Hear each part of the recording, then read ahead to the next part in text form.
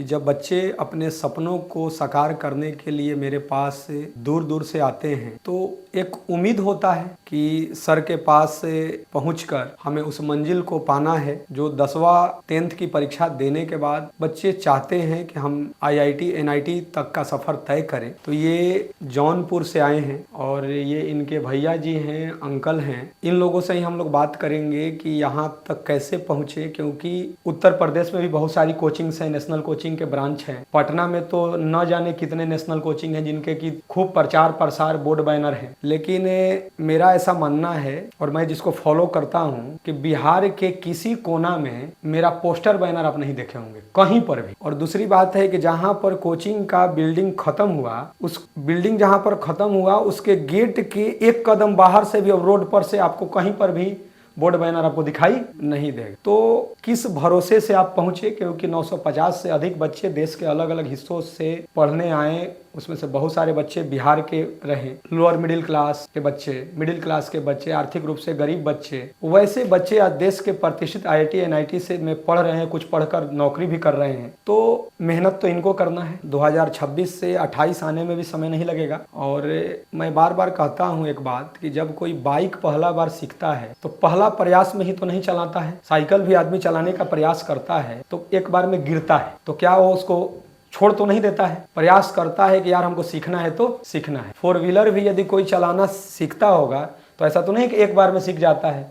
तो यह तो सबसे कम उम्र का सबसे कठिन परीक्षा ही बोला जाता है IIT को, और एशिया क्या मतलब वर्ल्ड के टफेस्ट एग्जाम में से एक माना जाता है कठिन परीक्षा में। लेकिन निकाल कौन रहे हैं? इन्हीं के जैसे बच्चे निकाल रहे हैं। बस उनके पास एक त्याग है, समर्पण है और एक जिद है और एक उम्मीद जो लेकर आए हैं। उसमें तो मान लीजिए कि जब आप लोग पता लगाकर या जानकर जब आए हैं तो ये तो बड़ी बात है, क्योंकि पटना में मेरे यहाँ कोलकाता से भी बच्चे पढ़ने आए। अभी कुछ दिन पहले 2-3 दिन पहले उड़ीसा से एडमिशन हुआ, झारखंड से एडमिशन है, उत्तर प्रदेश से मान लीजिए कि आप लोग पहुँचे। तो कैसे मतलब कि मेरे बारे में जानकारी हुआ, इसके बारे में आप अपना संदेश देंगे। हम जौनपुर से हैं, फिरोजपुर गांव से। कैसे यहाँ तक पटना मेरे पास पहुँचे? ये तो सर पिताजी देखे थे फेसबुक पे, पिताजी वीडियो देखे थे? वीडियो देखे थे तो वही कहें जाओ आप लोग देखो कैसा है। तो वही 21 मई को हम लोग यहाँ आए थे तो देखे, अच्छा लगा। क्या मतलब देखकर आपको भरोसा हुआ कि मतलब एक फैमिली कल्चर यहाँ है, या क्या आपको लगा? नहीं, यही सर देखे कि यहाँ टीचर जो है, आप उस दिन क्लास में ले गए तो समझ में आया नहीं, यहाँ वो प्रेशर नहीं दिया जा रहा है जो होना होता। अदर कोचिंगों में प्रेशर देते हैं बच्चों को।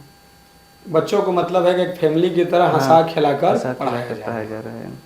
कैसे यहाँ तक पहुँचा? क्योंकि आज के आधुनिक बच्चे तो बहुत सारी टेक्निकल जानकारियाँ भी होती हैं नए दौर के बच्चों को, कैसे पहुँचा?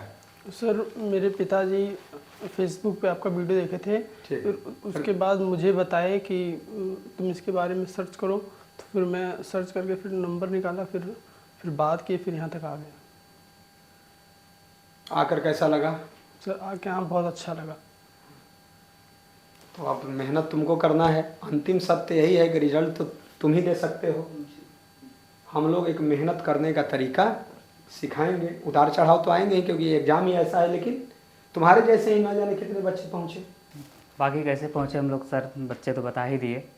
बाकी सर का मैंने क्लास अटेंड किया था एज ए टीचर रहते हुए, तो मुझे सर का टीचिंग मेथोडोलॉजी बहुत अच्छा लगा सर का। बाकी बच्चे अगर यहाँ पे रहेंगे, मेहनत करेंगे और लगातार मेहनत करेंगे, धैर्य नहीं खोएंगे, तो उनका रिज़ल्ट होना ही होना है। क्योंकि सर के टीचिंग मेथोडोलॉजी मुझे पूरा विश्वास है।